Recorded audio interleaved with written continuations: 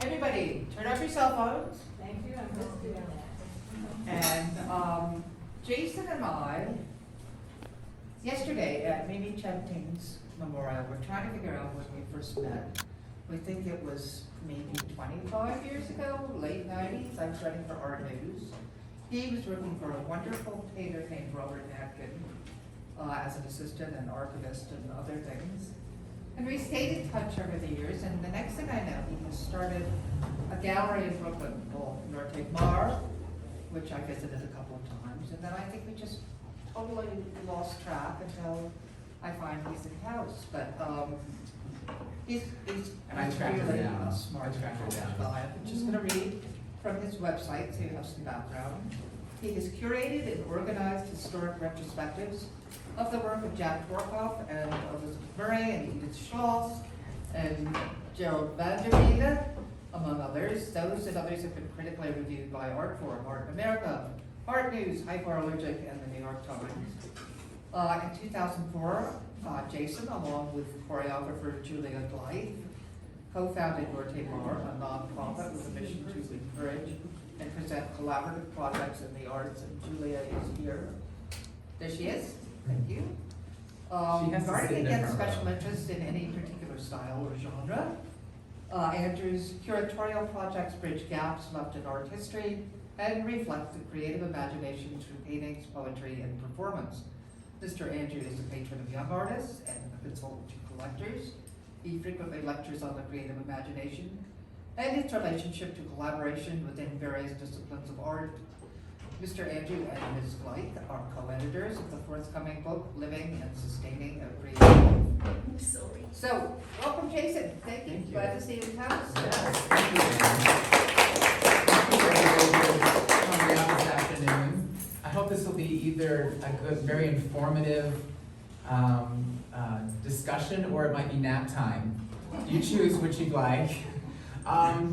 As Anne said, a number of years ago, through various experiences that I've had and worked within the gallery world and working with artists in their studios, I founded my own company that helps it exists between the artist studio and the gallery and museum world. Artist estates, when artists pass away, they leave materials, they leave their works, and I've created a lot of strategies around how to archive that and also develop promotional strategies on how to promote that work. Today, I thought I'd talk about two of my favorite artists and the ones that I've worked with the longest, the Jack Tworkov estate. I started working with Jack Tworkov, the estate of Jack Tworkov in 2004, so it's been quite a long time. I never went to school to learn how to do this. The School of Hard Knocks, I guess, I have a diploma from for sure. I was very close to the family, and I saw a need as a gallery director, and sort of inserted myself with the ideas and thinking creatively about how to reimagine and revisit an artist who had died in 1982. I never met the artist, and so it would be 22 years after his death before I even got involved with his estate. This is Jack Tworkov on your left, and Elizabeth Murray is more of a recent estate that I've been working with. In 2016, I started working with the estate of Elizabeth Murray. So I think I'm going to walk through, this is sort of my archival presentation, taking two artists who are very well known in the larger art world, internationally recognized, major retrospectives at the Museum of Modern Art, but there seems to be something missing. What happens when an artist passes away, and how can the art and the story continue? How can that narrative continue? I'll hopefully be offering some anecdotes, as I know a lot of artists are in the audience here. So let's just get started. I'm going to do a brief introduction of Jack Tworkov. Jack Tworkov died in 1982. He was a founding member of the New York School, associated with de Kooning, Philip Guston, Jackson Pollock, Franz Klein. And his work helped define what we now know as abstract expressionism in America, the movement. When he died in 1982, he left a significant body of work. He also left a very large archive, letters, correspondence. He was a chair at the Yale, at Yale. So there was a lot of correspondence during that time period in the 60s, a lot of journals. He was a very active journal writing, and part of my first big push was to get his journals published. This happened in 2009. When he died, everything transferred directly to his wife, Wally. And then when Wally died, all of that work and responsibility transferred to his two daughters, Helen and Hermine. And I continue to work for those two individuals. Again, emphasizing the fact that when Jack left, he left a huge archive of work. Elizabeth Murray, she's among the most innovative and successful women artists of her generation, for sure. She is most known for her wrapping and twisting of canvas, reinventing what it means to see painting. One of my favorite quotes, one of the uphill battles that she fought was as a woman artist and as a mother. A lot of that imagery, interiors, still lives, coffee cups entered into her work. And she was sort of criticized as creating these sort of domestic imagery, kind of sidelined in that way. And one of her favorite quotes was, Cézanne painted cups and saucers and apples, and no one assumed that he spent a lot of time in the kitchen.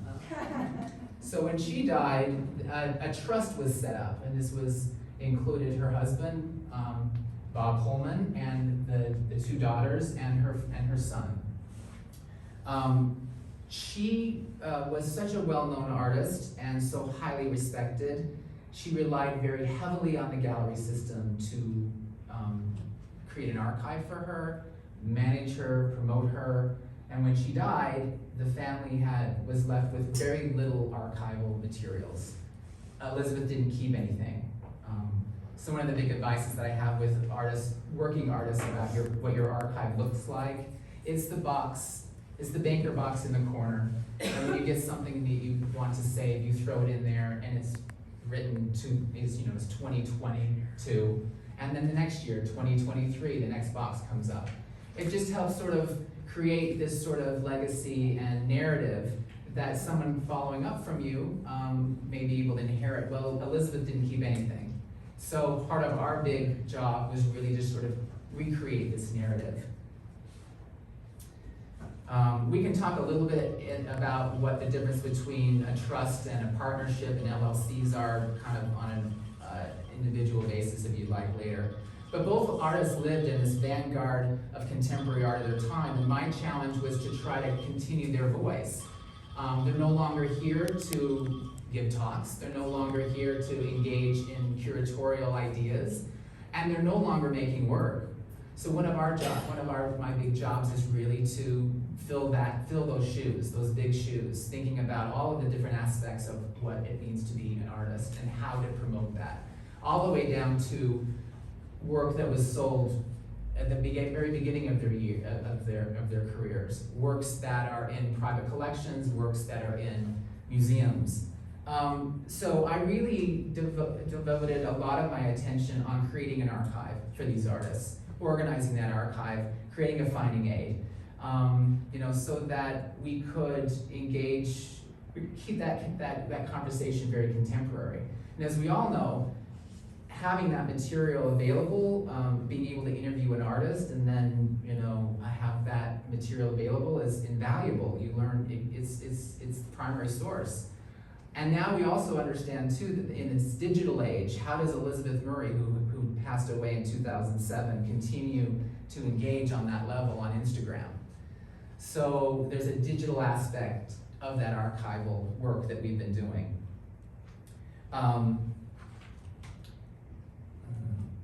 So at a time when we both crave and feel overwhelmed with information, it's really important for us to engage these artists who have passed away and keep up with that information age, how that information is being disseminated.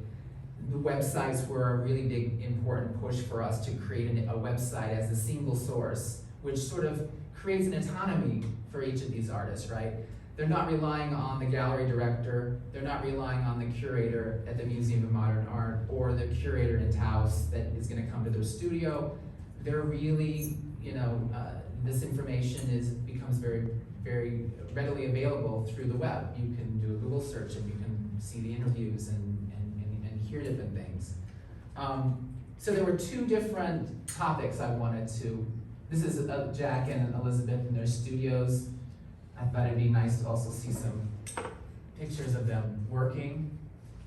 Both working very gesturally. Obviously Jack, his brush work and the mark that he made with the brush, this undulating brush mark was his trademark, and Elizabeth Murray working on these very enormous, large shaped canvases. So enhancing the narrative, that's sort of what my job has been. One of the first archival letters that I found was this letter from Jack Tworkov, from de Kooning to Jack Tworkov. And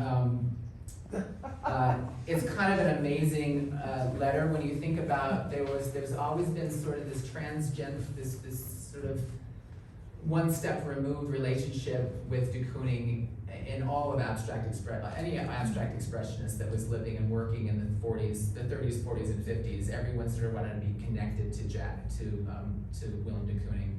And this was like finding the Holy Grail for us because it really sort of drilled down to the fact that de Kooning is asking Jack Tworkov for money to send him $50 so that he could get back from Provincetown where they were. He had broken his leg. And he says that he'll pay him back immediately. During this time, Jack Tworkov and Willem de Kooning shared at a building where they went up the stairs, and he went to one room, and it was one side of the room was Jack Tworkov and the other side was de Kooning's. This is during the 50s. This is when he was painting the women. This is when he was starting to rise as one of the most prominent figures that would help define American art. And here's this wonderful letter from de Kooning to Jack. I have hundreds of those that I've written. Well, there you go. That's You great. can do a whole book on please from an artist. Exactly. This other letter is a letter from Franz Klein to Jack Tworkov. Jack Tworkov taught 80 years ago. He taught at Black Mountain College in 1952 in July, and after Jack left, Franz Klein came in to teach painting. And so this letter is sort of talking about the fact that Rauschenberg, who was there, is wrapping up your studio. He's going to send your materials back to you in New York. And this very sort of an intimate, friendly correspondence that helps us sort of tell a full story. One of the more driven tasks that I've taken on is to show Jack Tworkov's importance as a very supportive, approachable, and encouraging mentor to a younger generation. The abstract expressionists have always been defined as sort of these brooding, angry, drinking men that have locked themselves in their studios. And Jack was very open to a younger generation that include Rauschenberg, which is this is a letter from Bob Rauschenberg, Merce Cunningham, and Stefan Volpe. So these relationships became very important to me to show this different side of Jack's, a different side of the narrative for Jack Tworkov. These letters and correspondences helped me sort of create a space on the web, on Jack Tworkov's website, where you can go and learn about this archival digs and these studies that I've done to help tell the story. You can wait a long time, as we all know. You can wait a long time for a curator or a writer to become interested in your work. And finding sort of the right angle to help tell a new story. It was important for me to sort of show Jack Tworkov as almost a mentor to this younger generation of artists, especially those that were at Yale during the times that he was there. Bryce Martin, Jennifer Bartlett, and a few others. Another side of this relationship, if you go to the Jack Tworkov website, you can see when Jasper Johns turned 90, I scheduled this article to be published about his relationship with Jasper Johns. And in this letter, he's talking about, he's basically a gallery owner in Detroit was doing a show of Jack Tworkov's work and asked Jasper Johns if he'd been influenced by Jack Tworkov. And Jasper writes, "Jack is one of the artists I most admire, and I should be happy to think that I had been influenced by his work." So you're kind of creating these different narratives and telling these different stories. This fall, breaking news. There's a fantastic research I've been doing since 2018 on Jack Tworkov's friendship with Yayo Kusama. Very interesting, forthcoming. At Yale, Jack invited a lot of people to come to Yale in 1963 after Joseph Albers left.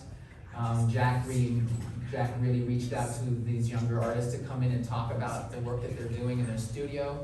And this is Ellsworth Kelly saying that he unfortunately can't do this. He can't come to the studio. He can't come to Yale to talk. So these are just sort of samples of things that I found and discovered to help tell a story about Jack Tworkov's work. This is a painting, front painting, we would call it sort of the height of his abstract expressionism, 1960. This is in the collection of the Guggenheim. But it helps tell the story how he went from here to here, even in these relationships and correspondences with other artists.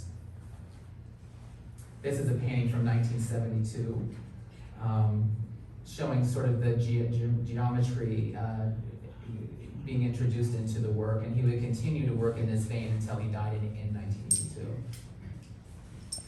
So Elizabeth Murray, we started working with Elizabeth Murray's work, and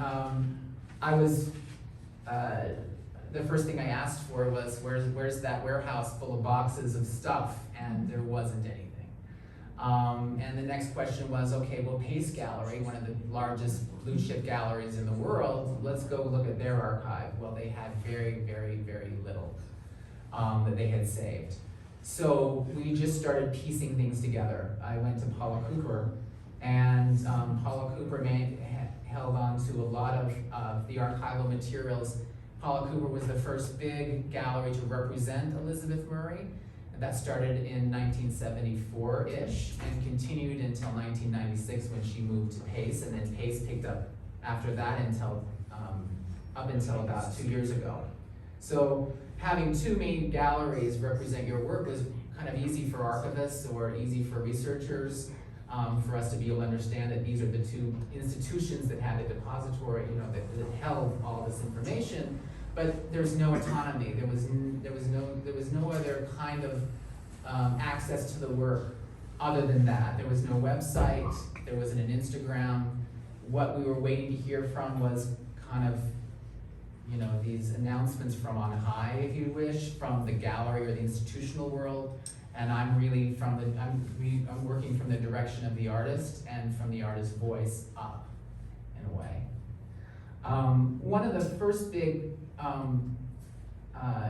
archival research that I did was researching the influence of graffiti on Elizabeth Murray's work. I'll show you a couple of the pictures of her work, and you'll see how you can't not see graffiti in the work, and all the way down to the details of using actual spray paint in the initiation of the gesture or the trajectory of what this piece is going to look like. I published this on the new Elizabeth Murray website that has a lot of other images associated with it, a full chronology. The website really becomes the source and the access to the artist. Here she is here with a painting called 1, 2, 3, exclamation point. We think you can see the upside down exclamation point, but also looks like a giant spoon, which is accurate to be seeing that.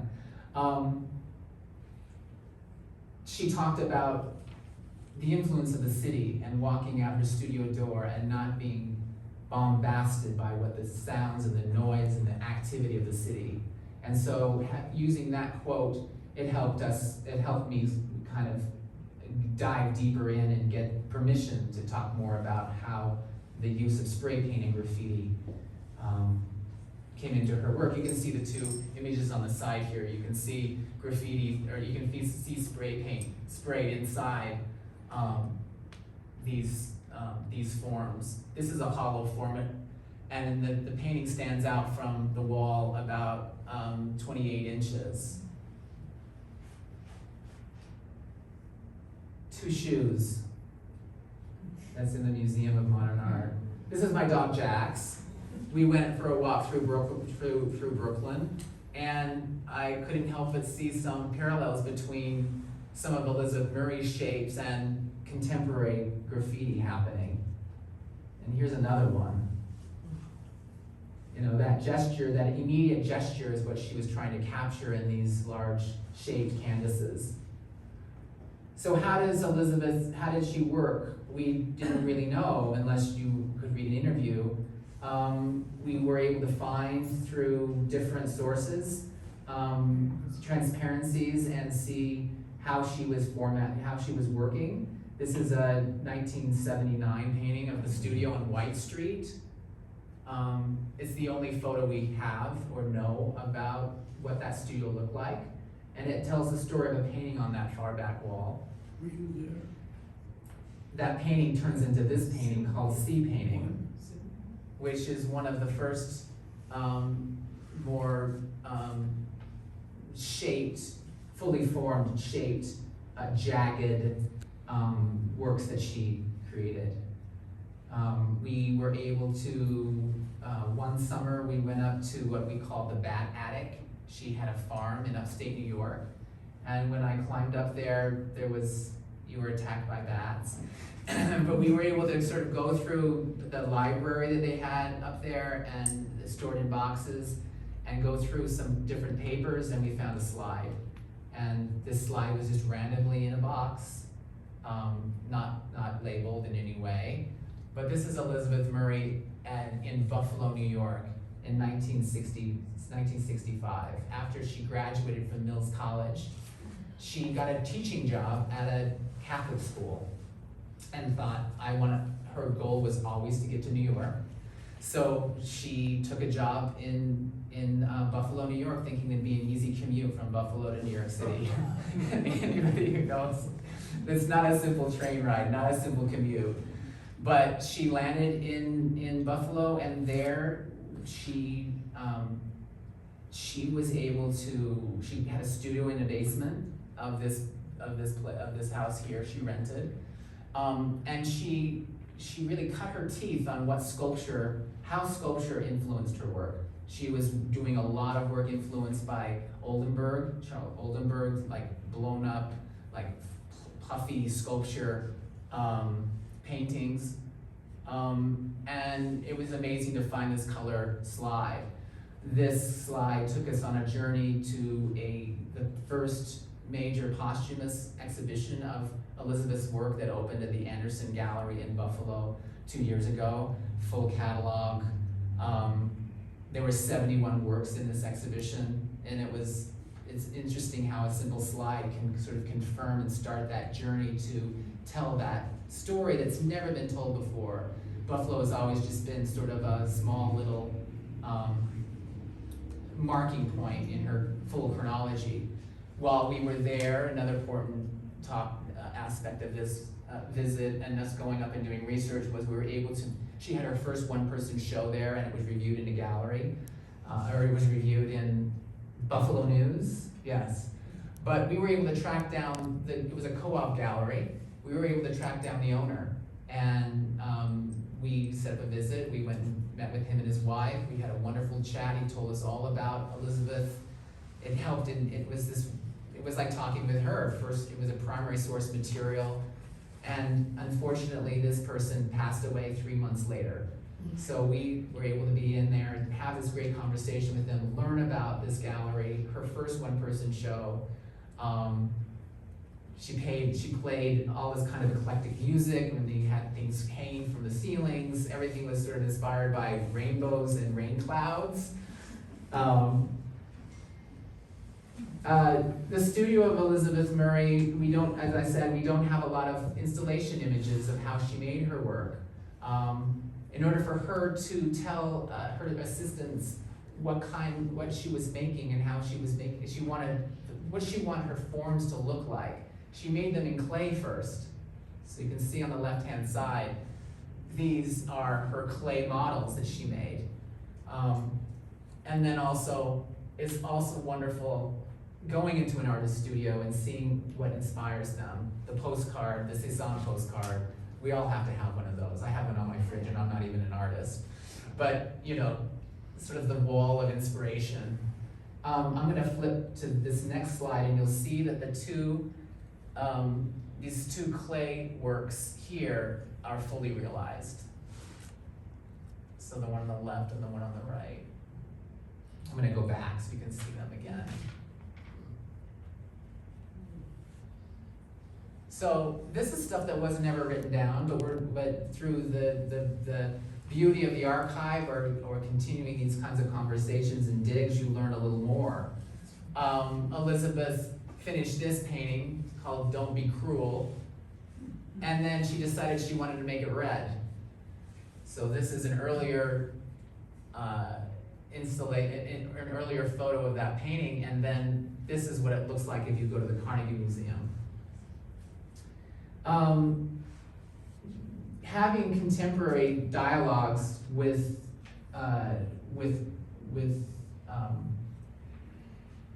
critics and curators has sort of been an important part of this. Elizabeth, I had the honor of doing a big discussion about Elizabeth Murray with Roberta Smith, who was Roberta Smith is if you don't know, she's the chief curator. She's a co-chief curator, critic at the New York Times. She got her first job working at the Paula Cooper Gallery, and she was one of the first to go to Elizabeth's studio and help to encourage that. This was supposed to be a video, but we're gonna move to the next thing. Elizabeth gave an early slide lecture, 1981. We had a very bad tape of it. We found a tape in Bob Holman's attic, along with a lot of his poetry readings. We digitized this for speaking, and then what I did, I spent 2 years listening to it, going back to the archive, thinking about what slide she used, the image that she was talking about, and I recreated the slide lecture. You can see this online. I don't know if this will this play if I just hit it, do you think?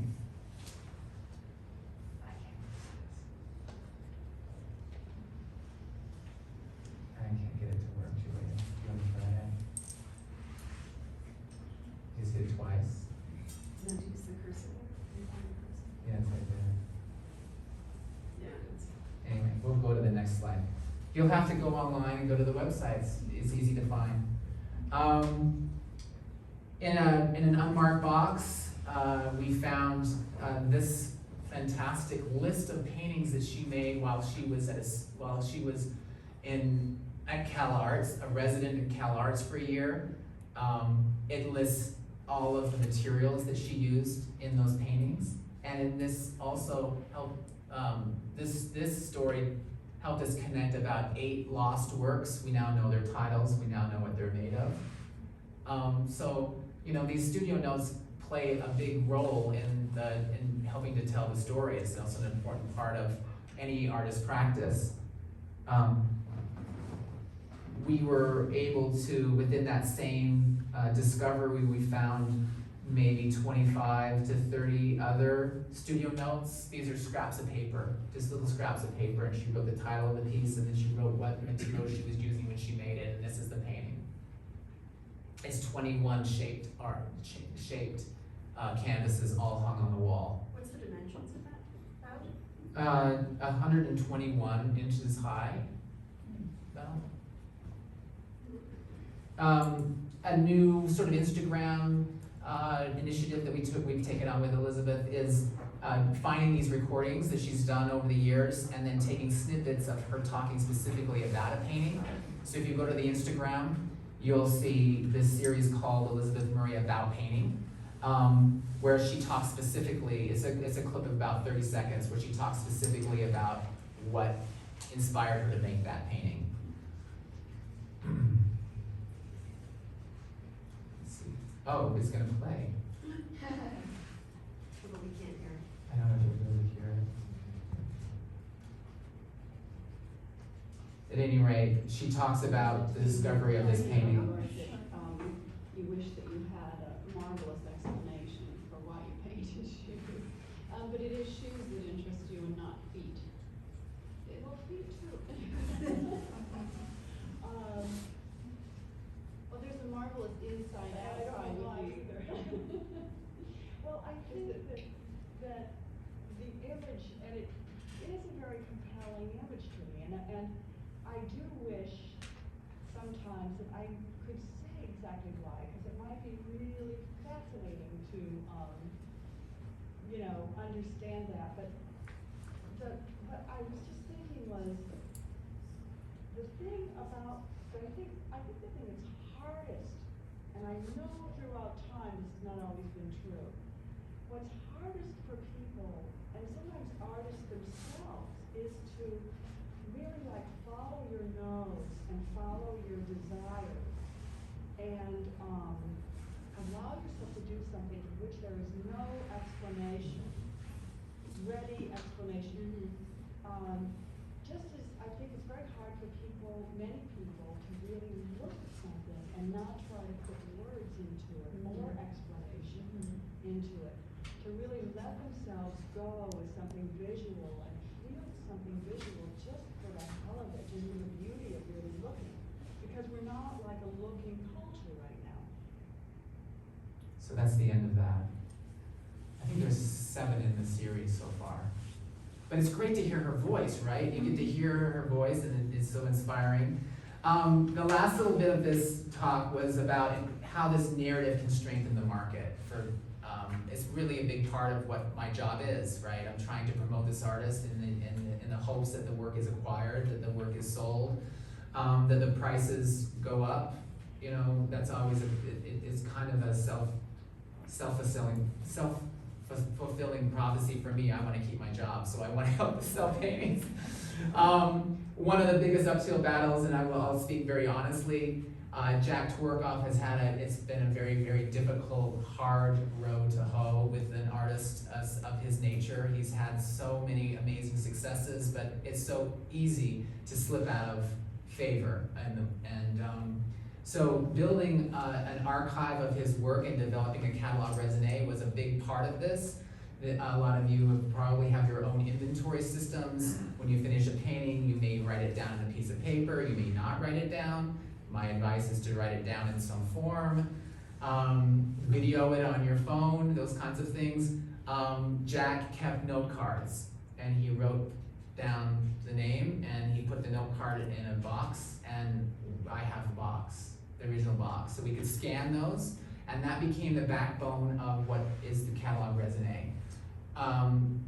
In 2009, there was a new system coming up to speed. It was called Panopticon. It's a catalog raisonné software for online use. So you could actually, instead of getting that huge copy book that we love to have, the Rothko on our the catalog raisonné of Mark Rothko, we decided to be the first catalog raisonné that would go and be available online. So anyone can access this. It's free and open. You go, you learn about the paintings, and you get to see his inventory cards. You get to see all the supporting materials.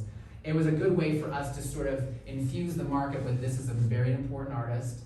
He's been working a long time. He had a 5-decade career.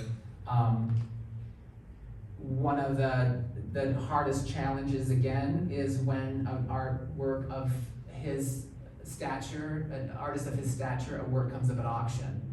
It's almost like you're only as good as your last idea. You're only as good as your last auction price, because it dictates whether you're being supported by the market or you're not. you know, Tworkov has had some amazing dealers, Andre Emmerich, Mitchell Innocent Nash, Alexander Gray, but it's been very important for me as someone who's been advocating for the estate to continue to push as hard as I can, because the galleries do not have this in their capacity to do this on the level that I can do for an individual artist. A famous architect meets a famous painter. This is I.M. Pei, this is Jack Tworkov. I.M. Pei's collection came up at auction in 2009. The family was keeping some things, but they were also selling a lot of the material. A lot of fanfare around this, a lot of celebratory exhibitions. The collection toured the world so that they could, you know, advertise it. Jack Tworkov's painting Note was in I.M. Pei's collection. It was chosen by I.M. Pei from the studio. It hung in the dining room. It was one of the most important paintings in the collection. But because Jack Tworkov isn't a bigger name, this painting was left out of the catalog. It didn't go on tour, and it was estimated between $10,000 and $15,000.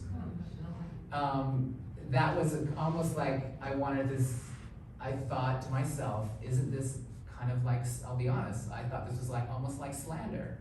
An auction house putting such a low price on such a major painter and such a major painting. And we worked so hard to build the market to this point. You're selling the paintings around $150,000 to $200,000, and this painting in a major collection is coming up, and it's offered so little value. So we went to work. We went back into the archive. We dug out all the letters. We dug out all the correspondence. I wrote and wrote. We published a big piece. We did some Instagram work. We did everything we could. Here's a fantastic letter that Jack wrote to Eileen Pei about us of choosing a drawing specifically for her. This is for your birthday. When I showed this drawing was also up for sale. When I showed this and published this, the family called me and said, we're withdrawing this from the auction. The dialogue continued. The painting came up. We sat watching it coming up for sale. It opened at $80,000 and it closed at $281,380. I'm not saying that my research did anything to influence that, but all I can say is it was very important for us to put this information out there and show this connection on such a major scale so that people could at least come to appreciate the friendship between a major architect and a major painter. So that was kind of one of our I feel like a big success. Another one was this painting. This is Elizabeth Murray. This is called To Be! Exclamation point. This painting was reproduced in the in Robert Storr's 2005 retrospective catalog at the Museum of Modern Art. It was reproduced upside down, so not in this form, reversed, and it was also labeled as being destroyed. I got a call from a friend at an auction house that said, we have this painting, we don't know anything about it. And the only thing I really have is a really great visual memory, and I knew that painting. So I set up an appointment like I do with any auction, any painting that's coming up at auction by the artist that we work with. And I went and inspected it, and on the back here, you can see, I gave you a photo of the back so you can see sort of the construction, the hardware behind it. And if you know where to look, you know where to find the signatures, all of the materials that she used to make the painting, and the story behind the work. So we were able to do exactly the same thing, a lost painting by Elizabeth Murray rediscovered. And this painting came up at an estimate between $20,000 and $30,000. So I have and it sold for $200,000. Little Fingers was another one that was believed to have been lost. This is we would call this a late painting. This is from 2001. These are all small individual canvases which are connected in the back. And we did the same thing, and this came up for this was estimated between $40,000 and it sold for $437,500, the record price for Elizabeth Murray. So archiving the life of an artist doesn't end with the death of an artist. That's what I'm trying to tell you about this. It's important for artists that are working to continue to cultivate family, friends that can help tell the story. That archive banker box that you stick in the corner of your studio and you drop the letter that came in from Sally, or the letter from the museum, or the rejection letter from that application. These things help us, the sweeper-ups of artists, so to speak, work with the artists. And one of the most amazing discoveries I wanted to share with you too is this photograph that we found of Jack Tworkov and Elizabeth Murray together in Provincetown. So that's it, my team. I started this Artist Estate Studio with a longtime friend, colleague Julia Gleich, who is a choreographer, brings a whole performance element to it. Yuri is here. One of the reasons why we're here in Taos is because Mimi Chen Ting, who many of you may have known, she called us about a year ago.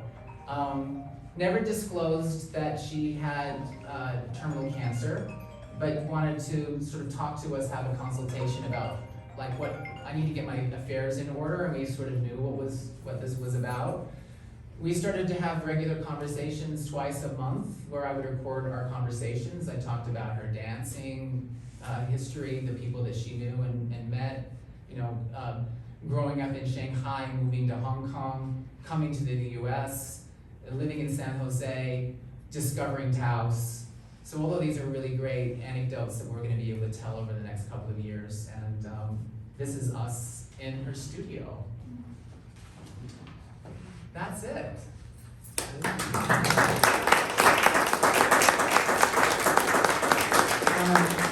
I'm happy to answer questions or, have a chat or whatever you like. I have a question about, you were dealing with older people before computers. So now we have all these stuff that comes in. How do you deal with that? Yeah, that's a really good question. Can you repeat it? Yeah, the question, I'm gonna kind of paraphrase your question, but there was a time when artists wrote letters to each other, so you have like this physical essence of that conversation, of that friendship, and now you have email, right? How do you save your emails? There are different programs that you can use to store things. You can also do the thing that environmentally isn't probably along the right lines, but you can save them as a PDF and you can label them under a letter from Elizabeth Murray. The way that we label a lot of things when we're archiving is the artist's last name, Murray, and then an underscore, and then if the year was 2008, it would be 2008, and maybe who she talked to. And that's how we've sort of scanned and made it into more of a digital archive.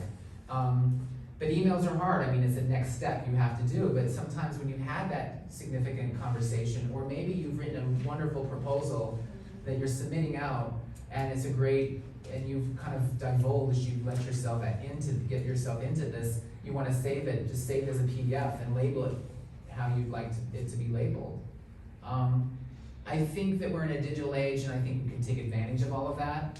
You finish a painting, you take a photo of the front, you take a photo of the back, at least you have a digital representation of that, whether it's the highest quality or whatever. You're starting to you start to find a way to get that into your studio of managing that. I mean, when I work with artists that are living artists, your first and foremost job is to make work, and that's where a lot of your energy should be put, is making work.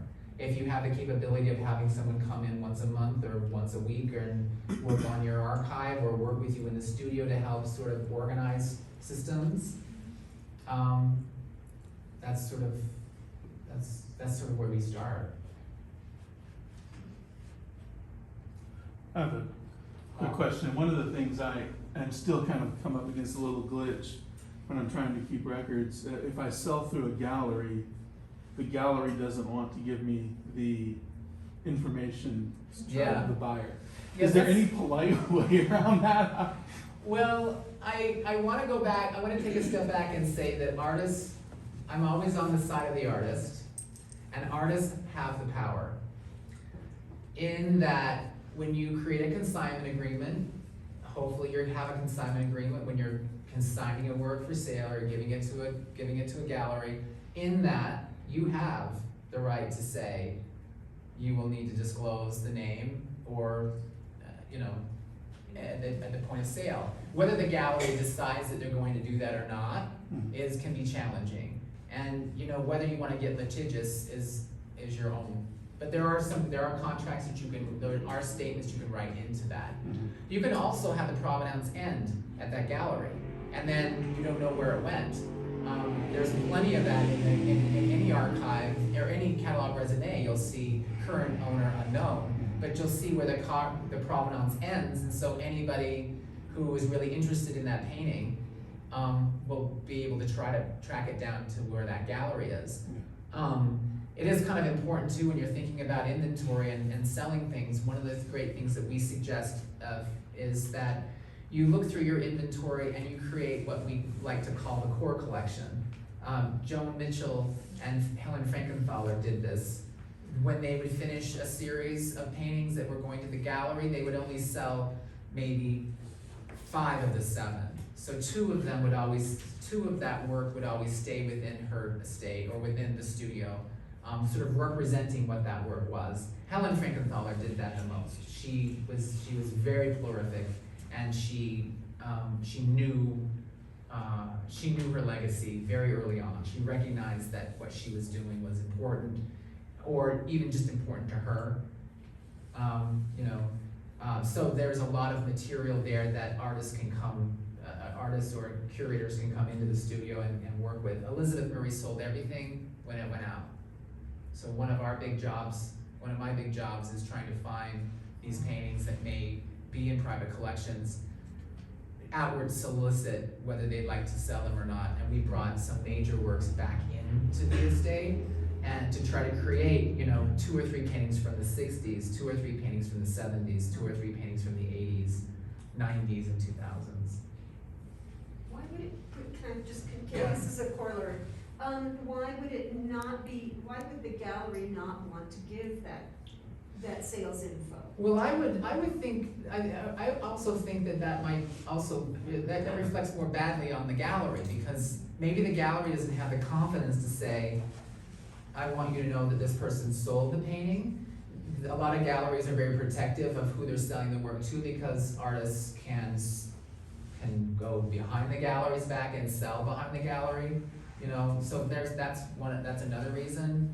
I mentioned it because I think it's a two-way street. Yeah. So there's a tension there. And there shouldn't really be any tension, because you're there to promote the work or to celebrate the work, and to celebrate not only the sell of the work, but the legacy of that work. Because that work, I hope, is going to be around for a long time, and we're going to see it in 20 years, 50 years. Also, I feel like kind of in that situation that there needs to be a trust going both ways. I mean, the artist trusts the gallery with their work, and you have to trust me not to be going behind your back and trying to, sell work. I mean, that just seems reciprocal, But Yeah. you could write that into an agreement. Yeah, but I mean, there's also, when you have representation and a gallery represents you, they're in charge. right? They're your own source, and that kind of also locks you into that too. If you want a more flexible way of showing your work, you work on a consignment basis, where you could work with 5 different galleries and consign 2 paintings to 5 galleries. It's a lot more paperwork, it's a lot more office time, because you gotta keep track of this stuff. But yeah, go ahead. This is gonna sound pretty cynical, but the art world has changed enormously since most of us have grown up in it. And the world that I knew as a coming up artist is so gone. It's so disappeared. And not only is most of the work that's being shown to me a bunch of hooey, and all of the performance stuff and the this and the that, and it also seems, I came up in the art world at a time when I did exactly what you said. I have beautiful index cards with everything recorded, which I now can't read, but that's beside the point. But I guess some years ago, when I saw what was happening, not only in the art world, but with the rise of the internet, it's like all of those kinds of approaches, the kind of approach that you're taking, somehow seem to be disappearing and become irrelevant. Yeah. And so I guess I'm impressed by the faith and the dedication you have to preserving this, but I'm wondering if the world out there cares anymore in the way that they used to. Or Well, what your it's a really good, experience it's a big question you're bringing up. It's a big question. The art world, I would say, that's the reason why I love the art world, is because it does change. And whether I can engage with it or it responds to what I do as a curator, as long as I'm sort of being true to my ideas and finding creative ways to engage in those ideas, I don't really care what the art world thinks. These are two artists who have had major careers. So, but even with having these major careers, there still needs to, the gallery isn't going to be the one, and it's not the institution to be the one to help remind people of the significance of artists who have passed. So that's one side of it. The other side of it is that artists create their own communities, or we create our own communities, right? We have our friends, we have our neighbors, we have our little collector groups. And it's very hard to sort of put the blinders on, especially when you open your phone and you're just inundated with images. It's hard to be in the game and not of the game, but somehow you need to find what that balance is. You know, I'm sure many of you may have attended like social media workshops where they're like saying you have to create posts every day or 2 times a day. You know, you gotta find your flow. It's like yoga, you gotta find your flow. You find your right class, or you find your right time you're gonna do it, and you build that structure, or you build that, you sort of integrate that in within yourself. It's hard. But again, the art world, the reason why I like it so much is because it has changed. And there is a lot of art that I don't understand. I come from a painter, sculptor, appreciation background. I like the letters, I like the ephemera, I like that kind of tactility. But I also love the ingenuity of Robert Rauschenberg and his collaborations with engineers and all of that performance stuff. And, you know, so I don't know if that answers your question, Well, but I think you did, and also your most important answer is that what you're doing is being an artist, and your materials are us, or yes, artists. yeah, that's exactly it. And so whether it matters in the big world out there. Mm-hmm. Yeah. And I think we all find a way to sort of make it work and try to be just this side of cynical. You know, this side, maybe the good side of being cynical, because also we're also living in a time where we're faced with, you know, the environment, and does the world really need another painting? Does the world really need another this? You know, you can't go too far. You're never gonna get out of your house. You're gonna stop living if you kind of chain yourself into that cage. You know, so finding a way to engage with social media, it's yours. One of the things that we've learned that works really easy, if you don't use Facebook, or you use Facebook or Instagram, whichever one you prefer, there is a way you can learn how to link the accounts. So posting on Instagram automatically posts on Facebook, or posting on Facebook automatically can trigger your Instagram. So you don't have to think about managing 2 things, and that's a good way to sort of engage the social media. Also, it seems like you're kind of doing 2 things. You're working with the art world, you know, to help with sales and the estates and things like that. But you're also compiling information for a catalog raisonné, which would be of interest to us, to Yeah. artists, you know, and Yeah. that's a very valuable aspect of it as well. Yeah. So, you know, no matter what the market or whatever is, or the art world says about what you're doing, that's a very important thing as well. Just building that timeline and building that Yeah, well, thank career. you, and I mean, I think that, in regards to that too, you're thinking about a catalog raisonné, but you can also think of your Instagram as your catalog raisonné. Your Instagram is your journal, that's what our journal is now, whether we like to use the stupid thing or not. It's like an amazing journal, you know, this is my day in the studio, this is the poem I wrote today. And whether anybody, yeah, okay, What is your role in all of this, and how do you eat? that's a good question. I've carved a niche in the art world, so I've found a way to create a team of people who can provide this service. I'm lucky enough to have a few major estates that have me on retainer. So I work with them, they hire me and I'm on a retainer, so I just work my tail off 24/7 whenever anybody needs So anything. you work with the families? I work with the families, yeah, and in some instances, a So gallery. you arrange some kind of payment schedule with them? Oh, yeah, And then I also we have a very strong, robust consultation side of this where anyone can call us and we set up a consultation and we talk for an hour and we address the most immediate need that you're concerned about. So you know. really you work with quite well-known artists? That's not true. Well, then who Yeah. else could? Well, Mimi Chen Tang is not, you know, she's not universally recognized. She was an artist here for 27 years in Taos, and she reached out to us because she had some very big concerns about the fact that she was diagnosed with terminal cancer and she needed to figure out what some ideas and some strategies that she could put into place that would soften the blow for her family. And she was very concerned about, as she called it, her paintings were part of her life, or part of her children, and she just didn't want. How did she find you, Jason, or did you find her? She found us through our website, and I think that she also got a recommendation through Artist Legacy Foundation, which is another great source. They have a brochure that you can download from their website that asks questions about ensuring your legacy. There's about 10 questions you can answer. Artist Legacy Foundation.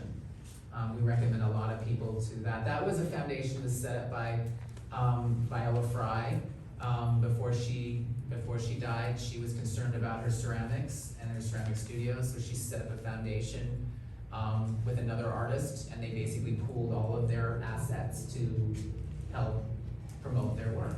You know. Can I ask a question? Sure. It might be a really silly one, because I'm not really a part of the art world.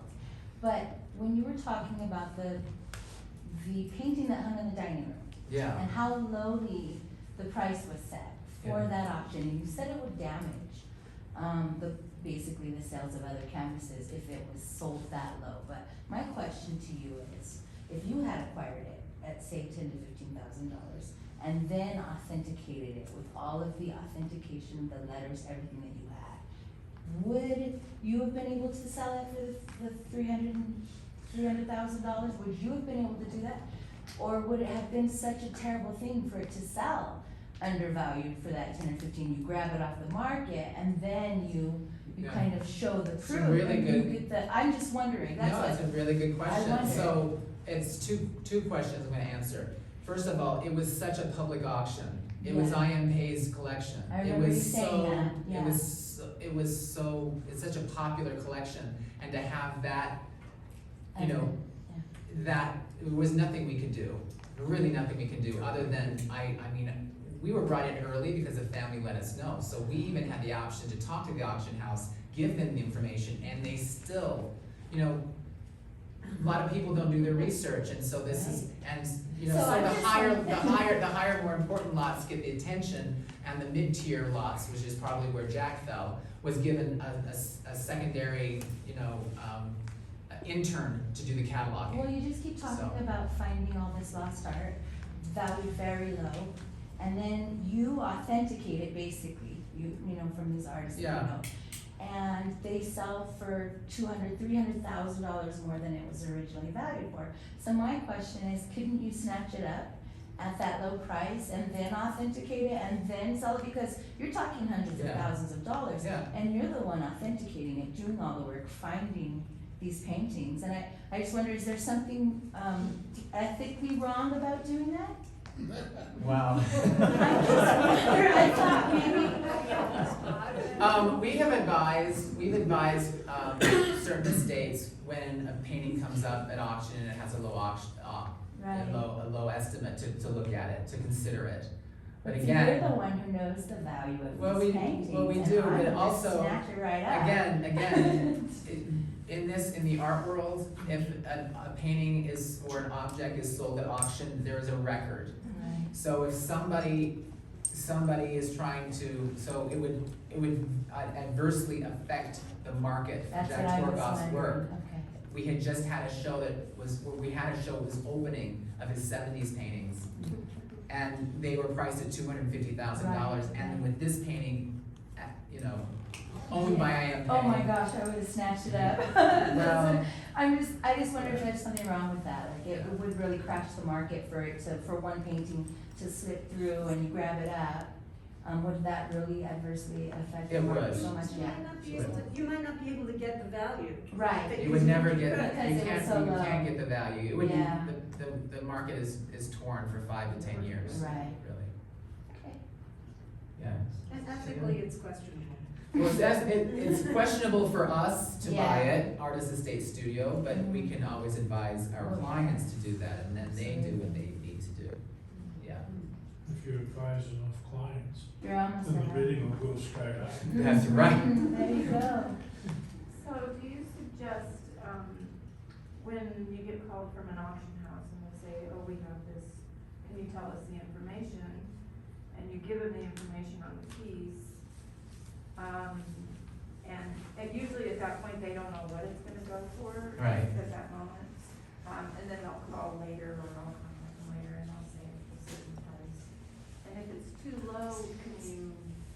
There's really nothing you Because can do it's about once. the owners that own the piece that set the price. Well, right? there's a lot of stuff that comes into pricing artwork, but, I'm always one that if an auction house contacts you and you're the artist, there was a time when we would hold back that information, because we knew that if they knew that they were certain that this painting had been in a major exhibition, or it was a very important painting, it would give our clients the opportunity to buy it back if they wish to do so. But we now when we have that opportunity, we give the auction house everything we have. We give them everything we have, because it's such a public forum now. Yeah. The databases, you can easily search Jack Tworkov painting and figure out what his auction values are, just like that. So that creates a little more honesty. It does, it should. I mean, there should be transparency in the market. There should be transparency. Yeah. A lot of artists trade work and have other artists' work who's Great of question, value yeah. too. Mhm. Is it possible, do you deal with someone's estate ever, is that a whole nother field? Yeah, I mean, part of the consultation Sure, not yeah. only is inventorying the actual work owned by that artist, but the works that are part of that artist's personal collection. Right, Mhm. they're sort of so you deal with both of those? Yeah, Great. it's all part of that inventorying process. Yeah, yeah. Thank you. And that's also, that goes back to the archive and sort of the telling the story. This artist traded with this artist at this time, and this is what the work, this kind of solidifies that kind of friendship, because, it's a very intimate exchange when you, give a gift to another artist or take a gift from an artist. Yeah.